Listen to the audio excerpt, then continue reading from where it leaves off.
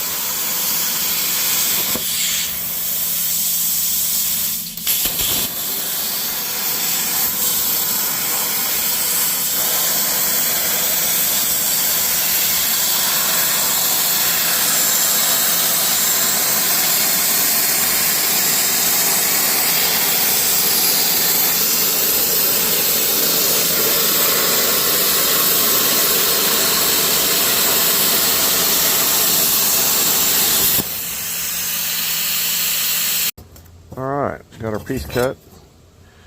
Hold it down here. You can see that it should be about the right size when we go to bend it for our guide. Okay, this is what it looks like after we cut it out with the plasma torch. And this is what the final product looks like. Yes, is the light a little too big for the thickness of the flatbed? 100%. Do I really care? No.